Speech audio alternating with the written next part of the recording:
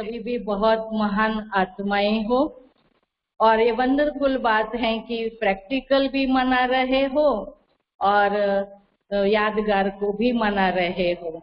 लेकिन यादगार भक्त आत्माएं जो मनाते हैं और आप प्रैक्टिकल मनाते हो, उसमें आसमान जमीन का अंतर है। कैसे आसमान जमीन का अंतर हो? बाबा ने बताया कि वो लोग पुकार रहे हैं और आप कह रहे हो कि हमने पा लिया है। वो आह्वान करते हैं और आप मिलन मनाते हो।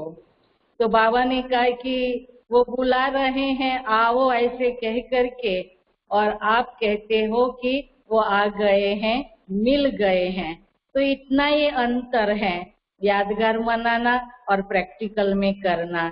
और साथ साथ बाबा ने ये भी कहा शिव बाबा भोलानाथ हैं, तो भोलानाथ क्यों कहा? तो बाबा ने कहा वैसे तो हिसाब है जितने का उतना देते हैं, लेकिन इस समय संगम युग पर बाबा सब कुछ जानते हुए, सब संकल्पों को भी जानते हुए जितने का उतना नहीं देता है, लेकिन अनेक गुना पदम गुना देता रहता है। इसलिए बाबा भोलानाथ भी हैं और इसलिए भोले भंडारी के रूप में बाबा का गायन होता रहता है। तो इस प्रकार से आज बाबा ने हम बच्चों को ये विशेष रूप से हमारी यादगार और हम प्रैक्टिकल जो कर रहे हैं दोनों के बारे में अच्छी तरह से बता करके बच्चों की महिमा की है। तो आज मुरली का जो सार है, पढ़ाई की चारों सब्जेक्ट का यथार्थ यादगार महाशिवरात्रि। आज ज्ञानदाता, भाग्य विधाता, सर्व शक्तियों के वरदाता, सर्व खजानों से भरपूर करने वाले भोलानाथ बाप अपने अति स्नेही, सदा सहयोगी, समीप बच्चों से मिलने के लिए आए हैं। ये मिलन ही सदाकाल का उत्सव मनाने का यादगार बन जाता है। जो भी भिन्न भिन्न नामों से समय प्रति समय उत्सव मनाते हैं, वह सभी इस समय बाप और बच्चों के मधुर मिलन, उत्साह भरा मिलन भविष्य के लिए उत्सव के रूप में बन जाता है ना। बाबा के साथ हम जो मिलन मना रहे हैं, वो बाबा कहते भविष्य के लिए क्या हो जाता? उत्सव बन जाता है। इस समय आप सर्वश्रेष्ठ बच्चों का हर दिन, हर घड़ी सदा खुशी में रहने की घड़ियां व समय है। तो इस छोटे से संगम युग के अलौकिक जीवन, अलौकिक प्राप्तियां, अलौकिक अनुभवों को द्वापर से भक्तों ने भिन्न भिन्न नाम से यादगार बना दिए हैं। एक जन्म की आपकी यह जीवन भक्ति के 63 जन्मों के लिए याद का साधन बन जाती है ना। बहुत बड़ी बात बाबा ने बताई। हमारी एक जन्म की ये जीवन और क्या बन जाती है? 63 जन्मों के लिए भक्तों के लिए एक याद का साधन बन जाती है। इतनी महान आत्माएं हो। इस समय की सबसे वंडरफुल बात यही देख रहे हो, जो प्रैक्टिकल भी मना रहे हो और निमित्त उस यादगार को भी मना रहे हो। चैतन्य भी हो और चित्र भी साथ साथ है। यादगार मना रहे हैं ना, चित्र भी साथ साथ हैं और बाबा के चैतन्य में भी तुम बच्चे बैठे। ये वंडरफुल बात है संगम युग की। 5000 वर्ष पहले हर एक ने क्या क्या प्राप्त किया, क्या बने, कैसे बने, यह 5000 वर्ष का पूरा अपना यादगार चित्र और जन्म पत्री सभी स्पष्ट रूप में जान गए हो।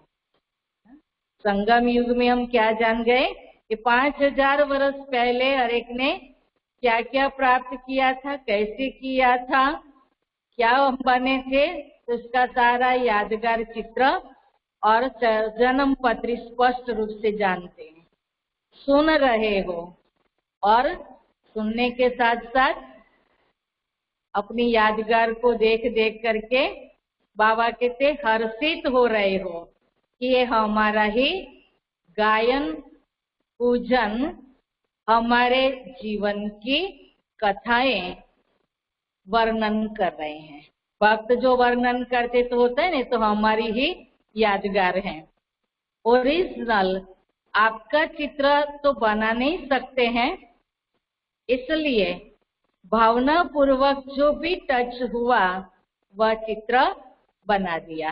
कैसे कैसे चित्र बना दिए ना, तो बाबा कहते भावना से बना दिए। तो प्रैक्टिकल शिव जयंती तो रोज मनाते ही हो, क्योंकि संगम युग है ही अवतरण का युग, श्रेष्ठ कर्तव्य, श्रेष्ठ चरित्र करने का युग। लेकिन बेहद युग के बीच में यह यादगार दिन भी मना रहे हो। आप सबका मनाना है मिलन मनाना, और उन्हों का मनाना है आह्वान करना। अंतर कितना है, वो आह्वान कर रहे हैं, हम मिलन मना रहे हैं। उन्हों का है पुकारना और आपका है पा लेना। वह कहेंगे आओ और आप कहेंगे आ गए, मिल गए। यादगार और प्रैक्टिकल में कितना रात दिन का अंतर है। वास्तव में यह दिन भोलानाथ बाप का दिन है। भोलानाथ अर्थात बिना हिसाब के अनगिनत देने वाला। वैसे जितना और उतने का हिसाब होता है, जो करेगा वह पाएगा। नहीं, ये नियम तो ये है ना, जो जितना करता है उतना उसको मिलता है। लेकिन संगम युग में बाबा ऐसे नहीं देता है कि जितने का उतना, लेकिन अनेक गुना करके हम बच्चों को दे, प्राप्तियां अनेक गुना करा रहा है अभी।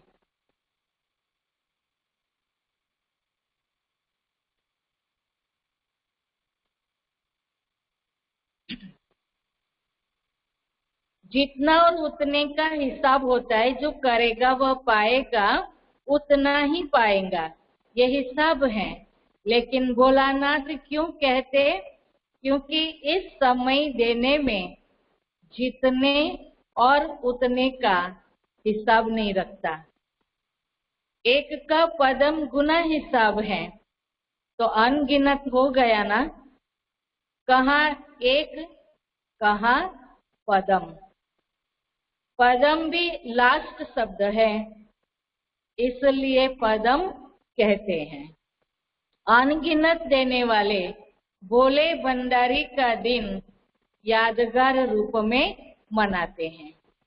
आपको तो इतना मिला है, जो अब तो कितना मिला हमें, बाबा कहते इतना मिला है जो अब तो भरपूर हो ही, लेकिन 21 जन्म, 21 पीढ़ी सदा भरपूर रहेंगे। भक्ति मार्ग में या लौकिक जीवन में लोग मानते हैं ना, हम इतना कमाए जो हमारी अनेक पीढ़ियां खाती रहे। लेकिन बाबा ने तो हम बच्चों को संगम युग में ये दे दिया है इतना कि 21 पीढ़ी की गारंटी दे दी कि 21 पीढ़ी तक भरपूर रहेंगे। इतने जन्मों की गारंटी और कोई कर नहीं सकता है। कितना भी कोई बड़ा दाता हो, लेकिन अनेक जन्म का भरपूर भंडारा होने की गारंटी कोई भी नहीं कर सकता। मूल बात तो यह है कि बाबा ने गारंटी दी है कि 21 पीढ़ी तक भरपूर रहेंगे। तो भोलानाथ हुआ ना, नॉलेजफुल होते भी भोला बनते हैं, इसलिए भोलानाथ कहा जाता है। वैसे तो हिसाब करने में एक एक संकल्प का भी हिसाब जान सकते हैं, लेकिन जानते हुए भी देने में भोलानाथ ही बनता है। तो आप सभी भोलानाथ बाप के भोलानाथ बच्चे हो ना। एक तरफ भोलानाथ कहते, दूसरी तरफ भरपूर भंडारी कहते हैं। यादगार भी देखो कितना अच्छा मनाते हैं। मनाने वालों को पता नहीं है, लेकिन आप जानते हो। जो मुख्य इस संगम युग की पढ़ाई है, जिसकी विशेष 4 सब्जेक्ट हैं, वह 4 ही सब्जेक्ट यादगार दिवस पर मनाते आते हैं। कैसे? पहले भी सुनाया था कि विशेष इस उत्सव के दिन बिंदु का और बूंद का महत्व होता है। तो बिंदु इस समय के याद अर्थात योग के सब्जेक्ट की निशानी है। याद में बिंदु स्थिति में ही स्थित होते हो ना, तो बिंदु याद की निशानी और बूंद ज्ञान की भिन्न भिन्न बूंदे। इस ज्ञान के सब्जेक्ट की निशानी बूंद के रूप में दिखाई है। धारणा की निशानी, इसी दिन विशेष व्रत रखते हैं, तो व्रत धारण करना। धारणा में भी आप दृढ़ संकल्प करते हो, तो व्रत रखते हो कि ऐसा सहनशील व अंतर्मुख अवश्य बन के ही दिखाएंगे। तो ये व्रत धारण करते हो ना, यह व्रत धारणा की निशानी है। और सेवा की निशानी है जागरण। सेवा करते ही हो किसी को जगाने के लिए। अज्ञान नींद से जगाना, जागरण कराना, जागृति दिलाना, यही आपकी सेवा है। तो ये जागरण सेवा की निशानी है। तो 4 ही सब्जेक्ट आ गई ना। ऐसे चारों ही सब्जेक्ट का ये यादगार बनाए शिवरात्रि बाबा ने स्पष्ट किया, लेकिन सिर्फ रूपरेखा उन्होंने स्थूल रूप में बदल दी। दुनिया में उनको स्थूल रूप दिया गया, फिर भी भक्त भावना वाले होते हैं। तो 4 ही तो और सदा ही सच्चे भक्तों की ये निशानी होगी कि जो संकल्प करेंगे उसमें दृढ़ रहेंगे।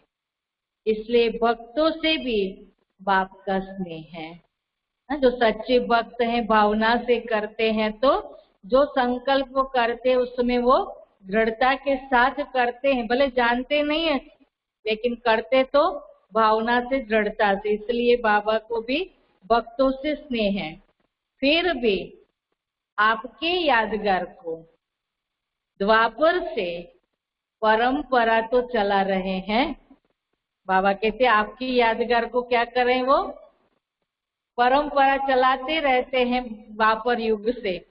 और विशेष इसी दिन, जैसे आप लोग यहाँ संगम युग पर बार बार समर्पण समारोह मनाते हो, अलग अलग भी मनाते हो, ऐसे ही आपके इस फंक्शन का भी यादगार वह स्वयं को समर्पण नहीं करते, लेकिन बकरे को करते हैं। खुद तो नहीं होते समर्पण, तो यादगार के रूप में बकरे की बलि चढ़ा देते हैं, बलि चढ़ा देते हैं। वैसे तो बाप दादा भी हंसी में कहते हैं कि यह मैंपन का समर्पण हो। बाबा हम बच्चों को क्या याद दिला रहे हैं? वो तो बकरे की बलि चढ़ाते, लेकिन बच्चों को क्या कहा? मैंपन की बलि चढ़ा दो। मैंपन का समर्पण हो, तब समर्पण अर्थात संपूर्ण बनो, बाप समान बनो। जैसे ब्रह्मा बाप ने पहला कदम क्या उठाया? मैं और मेरापन का समर्पण समारोह माना। किसी भी बात में मैं के बजाय सदा नेचुरल भाषा में, साधारण भाषा में भी बाप शब्द ही सुना, मैं शब्द नहीं ना। बाबा के मुख से हमेशा साधारण बात हो तो भी उसमें यही शब्द आता था, बाप शब्द ना। बाबा के लिए बोलते थे, मैं शब्द कभी भी बाबा के मुख से नहीं आया। तो इतना बाबा ने मैंपन का त्याग किया था। बाबा करा रहा है, मैं कर रहा हूं नहीं, मैं कर रहा हूं ये भी नहीं। बाबा चला रहा है, मैं कहता हूं नहीं, बाबा कहता है। हद के कोई भी व्यक्ति या वैभव से लगाव, यह मेरापन है ना। एक ही लाइन में बाबा ने कह दिया, हद की कोई भी व्यक्ति या वैभव से लगाव तो ये मेरापन। तो मेरेपन को और मैंपन को समर्पण करना, इसको ही कहते हैं, क्या कहेंगे इसको? मैंपन और मेरेपन को खत्म करना माना बलि चढ़ना। बलि चढ़ना अर्थात ये बलि चढ़ जाएंगे तो फिर बाबा ने बहुत अच्छी बात बताई, महाबली बनना। जितना बलि चढ़ जाएंगे तो फिर बलवान भी बन जाएंगे, महाबलवान बन जाएंगे, महाबली। तो ये समर्पण होने की निशानी है।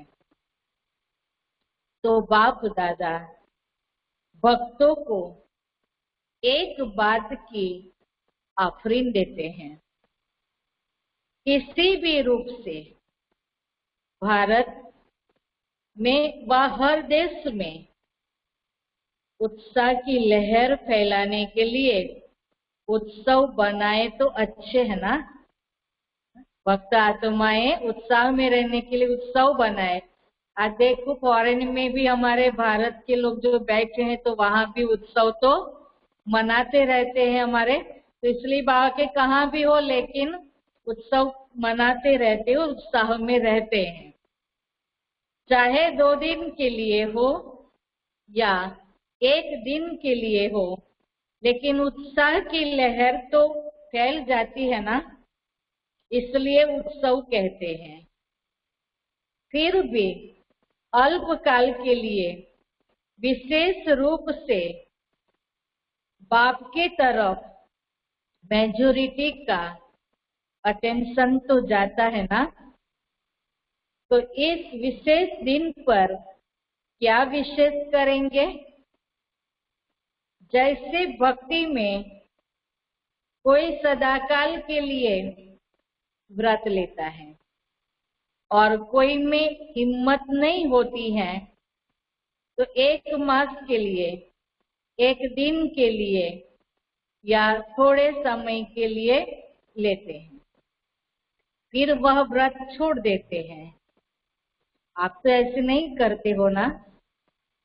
बाबा के भक्त आत्माएं कोई तो हमेशा के लिए करते, कोई 1 महीने के लिए, 1 दिन के लिए, और फिर 1 दिन के लिए किया तो दूसरे दिन छोड़ देंगे। लेकिन बाबा कहते आप तो ऐसे नहीं करते हो ना। मधुबन में तो धरनी पर पाँव नहीं है, और फिर जब विदेश में जाएंगे तो धरनी पर आएंगे या ऊपर ही रहेंगे। मधुबन में होते तो उमंग उत्साह में करते रहते, हम ये करेंगे वो करेंगे ऐसा करेंगे ऐसे संकल्प करते हैं ना। तो बाबा कहते मधुबन में तो करते हैं, लेकिन वहां जाने के बाद फिर क्या करेंगे। तो बाबा ने कहा जब सदा ऊपर से नीचे आकर कर्म करेंगे या नीचे रहकर कर्म करेंगे। ऊपर रहना अर्थात ऊपर की स्थिति में रहना। ऊपर कोई छत पर नहीं लटकना है, ऊंची स्थिति में स्थित हो। कोई भी साधारण कर्म करना अर्थात नीचे आना, लेकिन साधारण कर्म करते भी स्थिति ऊपर अर्थात ऊंची। नीचे आने के लिए क्या कहा बाबा ने, कैसे आना, तो ऊपर से नीचे आना, लेकिन साधारण कर्म में भी स्थिति तो ऊंची ही रहनी चाहिए। बाबा ने कहा जैसे बाप भी साधारण तन लेते हैं ना, बाबा आते हैं तो साधारण शरीर में ही आते हैं, कर्म तो साधारण ही करेंगे ना।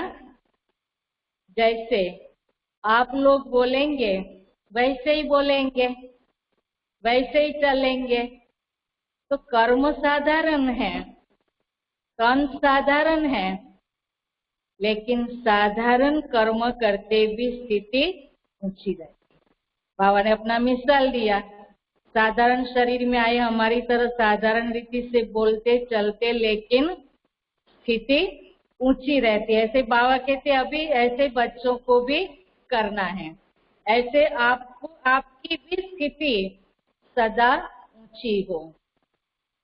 जैसे इस दिन को अवतरण का दिन कहते हो ना, तो रोज अमृत वेले, ये बाबा का तो अवतरण का दिन मनाते, लेकिन बाबा के साथ साथ बच्चों का भी तो है, तो इसलिए बाबा कहते रोज क्या करना है, रोज अमृत वेले ऐसे ही सोचो कि क्या सोचेंगे, ये अमृत वेले क्या सोचेंगे, निंद्रा से नहीं, तो हम निंद्रा से नहीं उठ रहे हैं, लेकिन शांति धाम से कर्म करने के लिए अवतरित हुए। जो कितना ऊंचा संकल्प बाबा ने हम बच्चों को उठते ही दे दिया कि हम नींद से नहीं जाग रहे हैं, लेकिन शांति धाम से हम नीचे अवतरित हुए हैं। और रात को क्या करेंगे, कर्म करके शांति धाम में चले जाओ। काम पूरा हुआ और फिर अपने शांति धाम में चले जाए। तो अवतार अवतरित होते ही हैं श्रेष्ठ कर्म करने के लिए। उनको जन्म नहीं कहते हैं, अवतरण कहते हैं। बाबा ने कितनी अच्छी बात बताई, जन्म नहीं लेकिन अवतरण करते, आए किया कर्म और चले गए, तो ये अवतरण है, और इसलिए अच्छे कर्म ही होते रहे। ऊपर की स्थिति से नीचे आते हैं, ये है अवतरण। तो ऐसी स्थिति में रहकर कर्म करने से साधारण कर्म भी अलौकिक कर्म में बदल जाते हैं। जैसे दूसरे लोग भी भोजन खाते हैं और आप कहते हो ब्रह्मा भोजन खाते हैं, फर्क हो गया ना। खाते तो भोजन ही है ना, वो भी भोजन खाते, हम भी भोजन खाते, लेकिन सोच में कितना अंतर पड़ जाने से कर्म में अंतर हो जाए। वो हम ब्रह्मा भोजन खा रहे हैं और वो सिर्फ भोजन खाते ऐसा मानते, कितना अंतर होता है। तो फर्क हो गया ना। चलते हो लेकिन आप चल भी रहे हैं हम, लेकिन फरिश्ते की चाल चलते हो। डबल लाइट स्थिति में चलते तो अलौकिक चाल, अलौकिक कर्म हो गए। कर्म वही का वही है, लेकिन सोच बदल जाने से, स्थिति बदल जाने से बाबा कहते हैं वो कर्म कितना अलौकिक हो जाता है। तो सिर्फ आज का दिन अवतरण का दिन नहीं, लेकिन संगम युग ही अवतरण दिवस है। पूरा ही संगम युग हमारे लिए तो रोज ही रोज अवतरण दिवस है। आज के दिन आप लोग बाप दादा को मुबारक देते हो, लेकिन बाप दादा कहते हैं, क्या कहते बाबा? पहले आप देखो, फिर भी बच्चों को ही बाबा आगे करते हैं। तो पहले आप, अगर बच्चे नहीं होते तो बाप कौन कहता? देखो बाबा कहते हैं अगर तुम बच्चे नहीं होते तो मुझे बाप कौन कहता। तो इसलिए कितना बच्चों को बाबा आगे रखते हैं। देखो कितना बड़ा बाबा, और हम बच्चों को कितना आगे करता रहता है। बच्चे ही बाप को बाप कहते हैं, इसलिए पहले बच्चों को मुबारक। अगर बाप नहीं आता तो हम भी क्या होते, लेकिन फिर भी बाबा बच्चों को कितना ऊंचा कर देता है। आप सब बर्थडे का गीत गाते हो ना? क्या गीत गाते? बर्थडे का,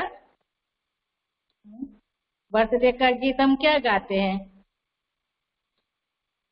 बाबा को ये भी मालूम है गाते क्या है। कहते हैप्पी बर्थडे टू यू, ऐसे कहते हो ना? बाबा कहते हैं। तो बाप दादा भी कहते हैं हैप्पी बर्थडे टू यू। हम बाबा को कहते हैं और बाबा बच्चों को कहते हैं।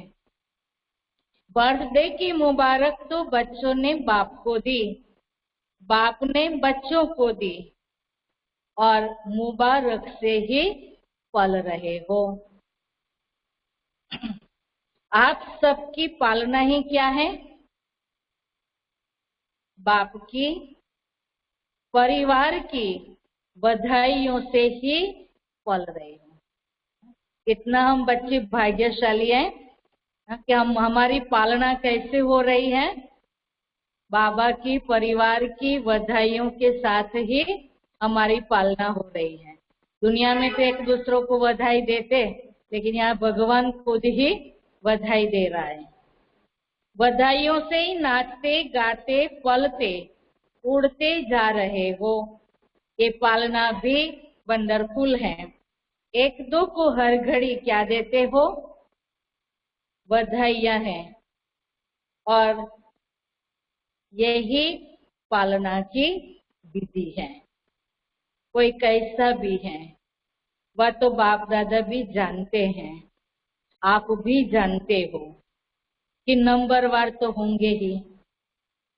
अगर नंबरवार नहीं बनते तो फिर तो ये नंबरवार तो सभी बनेंगे ना। अगर नंबरवार नहीं बनते तो बाबा कहते सतयुग में क्या होता? फिर बाबा कहते कम से कम 1.5 लाख तक बनाने पड़े। इसलिए नंबरवार तो होने ही है। तो नंबरवार होना है, लेकिन कभी कोई को अगर आप समझते हैं कि ये रॉन्ग है, ये अच्छा काम नहीं कर रहा है, तो रॉन्ग को राइट करने की विधि या यथार्थ कर्म नहीं करने वाले को यथार्थ कर्म सिखाने की विधि, कभी भी उसको सीधा नहीं कहो कि तुम तो रॉन्ग हो। ये कहने से वह कभी नहीं बदलेगा। रॉन्ग है ऐसा कहने से वो कभी बदलेगा नहीं। जैसे आग बुझाने के लिए आग नहीं जलाई जाती है, उसको ठंडा पानी डाला जाता है। इसलिए कभी भी उसको पहले ही कहा कि तुम रॉन्ग हो, तुम रॉन्ग हो, तो वह और ही दिल शिकस्त हो जाएगा ना, हताश निराश हो जाएगा। पहले उसको अच्छा अच्छा कह करके थमाओ तो सही, पहले पानी तो डालो, फिर उसको सुनाओ कि आग क्यों लगी। पहले ये नहीं कहो कि तुम ऐसे हो, तुमने ये किया ये किया। पहले ठंडा पानी डालो, पीछे वह भी महसूस करेगा कि हाँ, आग लगने का कारण क्या है और आग बुझाने का साधन क्या है। जैसे बाबा भी बच्चों को सुधारने के लिए क्या करते, अव्यक्त मुरली में हम क्या देखते हैं, शुरुआत ही बाबा कैसे करते हैं, बच्चों की महिमा से करते हैं। पहले कितनी सारी महिमा बच्चों की करता है बाबा, और फिर बाद में बच्चों की जो कमियां हैं वो भी प्यार से बता देता। क्योंकि पहले महिमा करते शक्तिशाली बना देता, उमंग उत्साह में ला देता, और फिर वो कमी को निकालने की शक्ति आती तो बच्चे भी कमी छोड़ सके। तो ऐसे बाबा कहते आप बच्चों को भी ऐसे ही करना है।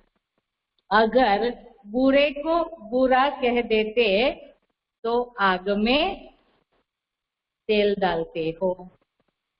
इसलिए बहुत अच्छा करके कह करके पीछे उसको कोई भी बात दो तो उसमें सुनने की, धारण करने की हिम्मत आ जाती है। इसलिए सुना रहे थे। बहुत अच्छा, यही बधाइयाँ हैं। जैसे बाप दादा भी कभी किसी को डायरेक्ट रॉन्ग नहीं कहेगा। क्या करता है, मुरली में सुना देगा। जो भी कहना है तो मुरली में सुना देता है, राइट क्या है, रॉन्ग क्या है। लेकिन अगर कोई सीधा आकर पूछेगा भी कि मैं रॉन्ग हूं, तो कहेगा नहीं, तुम तो बहुत राइट हो। क्योंकि उसमें उस समय हिम्मत नहीं होती है। जैसे पेशेंट जा भी रहा होता है, आखिरी श्वास होता है, तो भी डॉक्टर से अगर पूछेगा कि मैं जा रहा हूं, तो कभी नहीं कहेगा हाँ जा रहे हो। क्योंकि उस टाइम हिम्मत नहीं होती।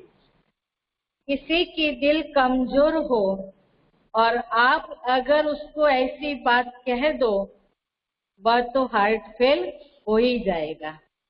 अर्थात पुरुषार्थ में परिवर्तन करने की शक्ति नहीं आएगी। तो संगम युग है ही बधाइयों से वृद्धि को पाने का युग। क्या कहा बाबा ने, बधाइयों से वृद्धि को पाने का युग। ये बधाइयां ही श्रेष्ठ पालना है। बाबा हम बच्चों को बधाई मुबारक दे दे करके, हमारी पालना कर करके हम बच्चों को परिवर्तन कर देता है। इसलिए आपकी इस बधाइयों की पालना का यादगार जब भी कोई देवी देवता का दिन मनाते हैं तो उसको बड़ा दिन कह देते हैं। दीपमाला होगी, लक्ष्मी की यादगार में मनाते ना, तो दीपमाला होगी, शिवरात्रि होगी, तो कहेंगे आज बड़ा दिन है। जो भी उत्सव होंगे उसको बड़ा दिन कहेंगे, क्योंकि आपकी बड़ी दिल है तो उन्होंने बड़ा दिन कह दिया है। तो एक दो को बधाइयां देना ये बड़ी दिल है, समझा। ऐसे नहीं कि रॉन्ग को रॉन्ग समझाएंगे नहीं। कई बार होता है रॉन्ग कर रहा है तो क्या उसको रॉन्ग करने देना। तो बाबा कहते ऐसे नहीं कि रॉन्ग को रॉन्ग समझाएंगे नहीं, लेकिन थोड़ा धैर्य रखो। इशारा तो देना, लेकिन टाइम तो देखो ना। वह मर रहा है और उसको कहो मर जाओ मर जाओ, तो टाइम देखो, उसकी हिम्मत देखो। बहुत अच्छा, बहुत अच्छा कहने से हिम्मत आ जाती है, लेकिन दिल से कहो, ऐसे नहीं बाहर से कहो तो वह समझे कि मेरे को ऐसे ही कह रहे हैं। ये भावना की बात है। दिल का भाव रहम का हो तो उसके दिल को रहम का भाव लगेगा। इसलिए सदा बधाइयाँ देते रहो, बधाइयाँ देते रहो। देते भी रहना है और देते भी रहने का है। ये बधाई वरदान है। जैसे आज के दिन को गायन करते हैं, शिव के भंडारे भरपूर, कालकंटक दूर। तो आपका गायन है, सिर्फ बाप का नहीं, सदा भंडारा भरपूर हो। दाता के बच्चे दाता बन जाओ। सुनाया था ना, भक्त हैं लेवता और आप हो देने वाले देवता। तो दाता माना देने वाले। किसी को भी कुछ थोड़ा भी देकर फिर आप उनसे कुछ ले लो तो उसको फील नहीं होगा, फिर कुछ भी उसको मना सकते हो, लेकिन पहले उसको दो, हिम्मत दो, उमंग दिलाओ, खुशी दिलाओ, फिर उससे कुछ भी बात मनाने चाहो तो मना सकते हो। रोज उत्सव मनाते रहो। रोज बाप से मिलन मनाना, यही उत्सव मनाना है। तो रोज उत्सव है। दुनिया वाले तो कभी कभी करते हैं ना, लेकिन बाबा के तुम बच्चों के लिए तो रोज ही रोज उत्सव है। कौन सा उत्सव? बाप से मिलन मनाना। ये है बाबा कहते रोज रोज का उत्सव। अच्छा, चारों ओर के बच्चों को संगम युग के हर दिन के अवतरण दिवस की अविनाशी मुबारक हो। सदा बाप समान दाता और वरदाता बन हर आत्मा को भरपूर करने वाले मास्टर भोलानाथ बच्चों। बाबा तो भोलानाथ है, लेकिन बच्चों को भी मास्टर भोलानाथ कह दिया। सदा याद में रह हर कर्म को यादगार बनाने वाले बच्चों को सदा स्वउन्नति और सेवा की उन्नति में उमंग उत्साह से आगे बढ़ने वाले श्रेष्ठ बच्चों को विशेष आज के यादगार दिवस शिव जयंती सो ब्राह्मण जयंती, हीरे तुल्य जयंती। शिव जयंती सो ब्राह्मण जयंती, हीरे तुल्य जयंती, सदा सर्व को सुखी बनाने की, संपन्न बनाने की जयंती की मुबारक और याद प्यार और नमस्ते। हम सभी बच्चों का भी मीठे बाबा को बहुत बहुत मुबारक भी, बधाई भी, याद प्यार और नमस्ते। वरदान है, हर शक्ति को ऑर्डर प्रमाण चलाने वाले मास्टर रचयिता भव। ओम शांति। ओम शांति। 7 बजे तक भी कंट्रोल करके फिर वरदान का आगे डिटेल सुना देना।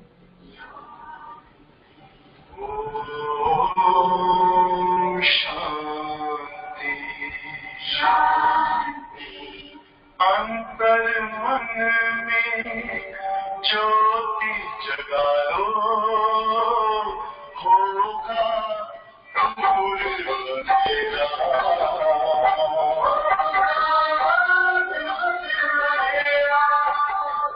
शिव का कर लो ध्यान आरा, पावन पुण्य सवेरा।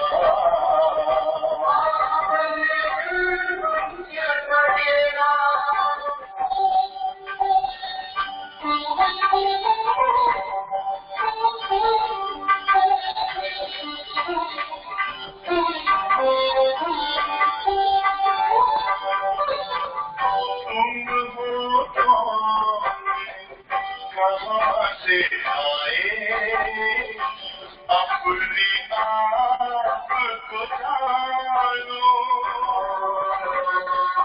राजयोग के द्वार अपना परम पिता पहचानो।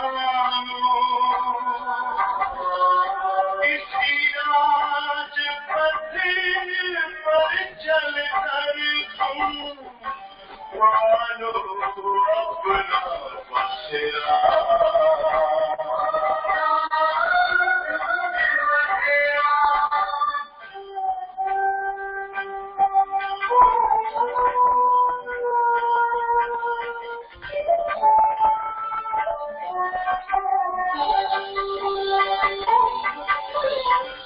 तुम हो आत्मा तन से प्यारे, परमात्मा को प्यारे।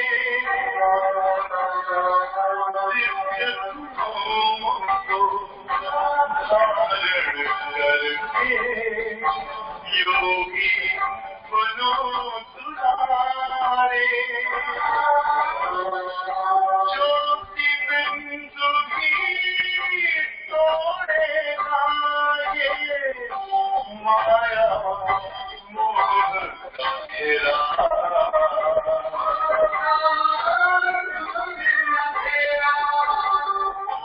अंतर मन में ज्योति जगा लो, होगा दूर अंधेरा।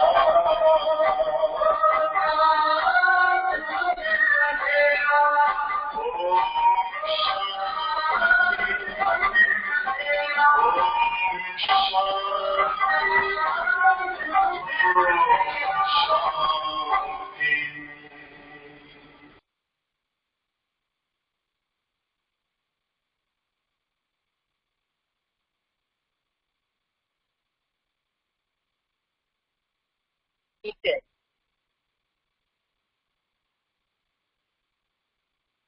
वरदान है, हर शक्ति को ऑर्डर प्रमाण चलाने वाले मास्टर रचयिता भव।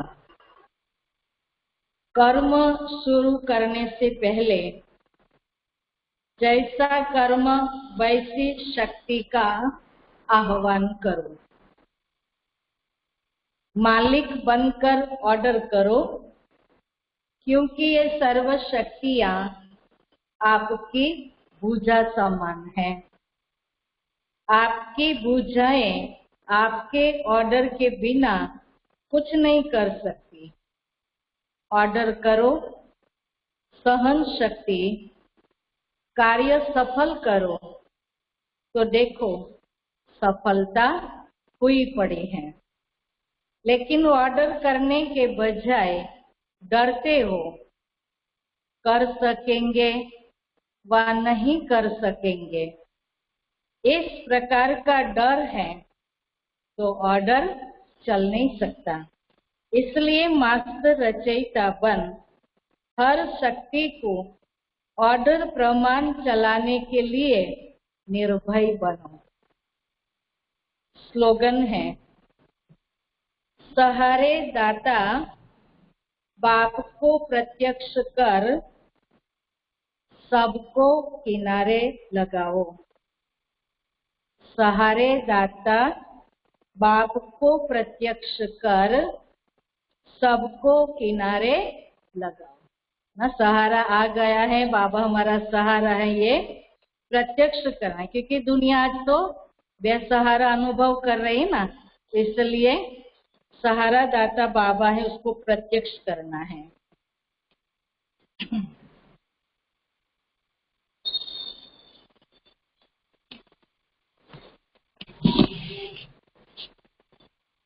अव्यक्त इशारा है।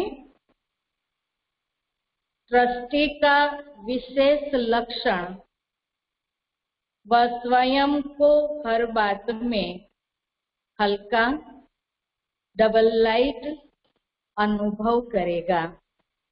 शरीर के भान का भी बोझ न हो, इसको कहा जाता है ट्रस्टी। कहाँ तक कह दिया बाबा ने? तो शरीर के भान का भी बोझ ना हो।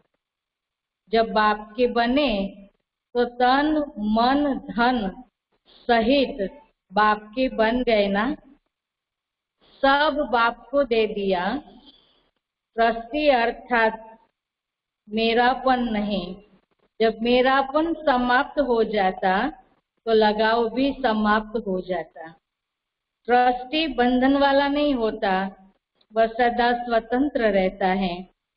किसी भी आकर्षण में परतंत्र होना भी ट्रस्टीपन नहीं। ट्रस्टी माना है स्वतंत्र।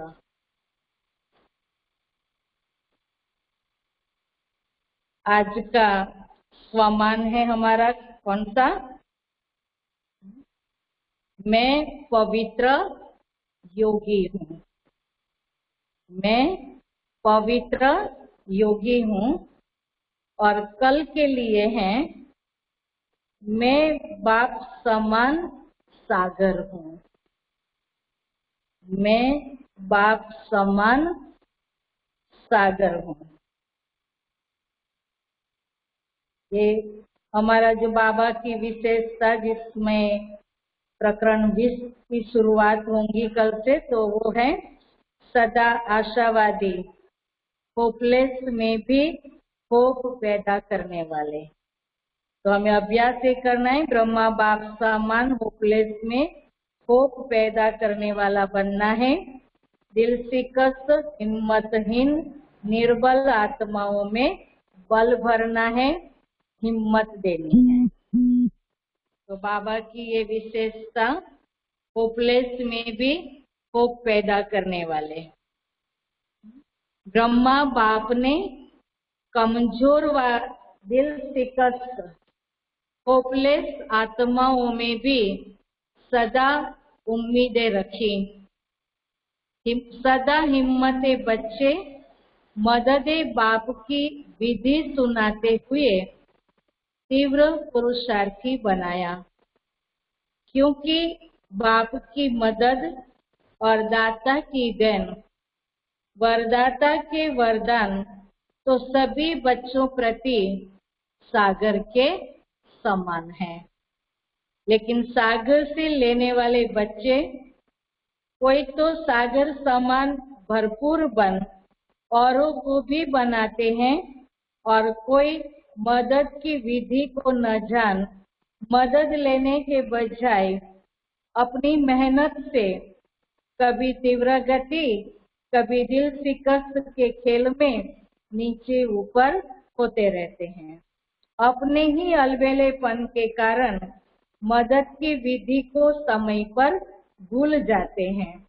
ऐसी आत्माओं में भी उम्मीदें रखो और उन्हें मदद देकर आगे बढ़ाओ। बाबा कहते कैतना भी दिल शिकस्त बन जाए, लेकिन उसको वो पैदा करके आगे बढ़ाना है।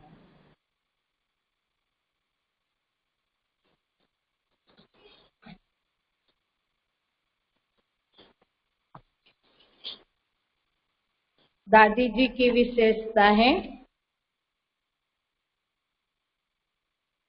कोई भी प्रॉब्लम है, कोई कार्य है,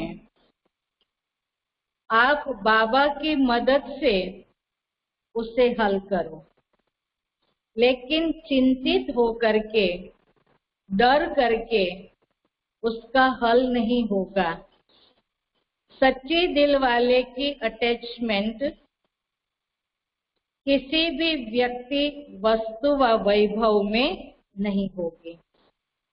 इन सब से मुक्त होने के लिए बाबा कहते हैं, बच्चे आप उड़ता पंछी बनकर रहो, लेकिन पंछी उड़ता तभी है जब उसके 2 पंख हैं। एक पंख से नहीं उड़ सकता, 2 पंख चाहिए ना।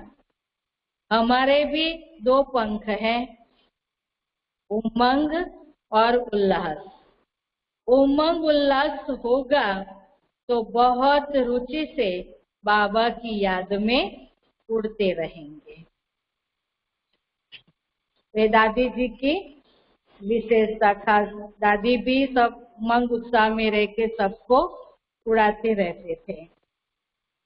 आज तीसरा रविवार है, इंटरनेशनल योग है। तो शाम के योग में हमको जो सेवा करनी है वो बताया है।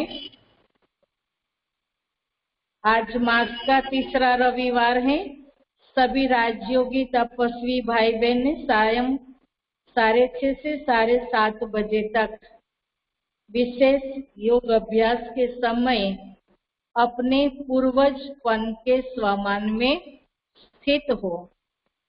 कल्पवृक्ष की जड़ों में बैठ पूरे वृक्ष को शक्तिशाली योग का दान देते हुए अपनी वंशावली की दिव्य पालना करें। पूर्वजपन की स्मृति में रहना है। कल्पवृक्ष की जड़ में हम बैठे, ये स्मृति रख करके योग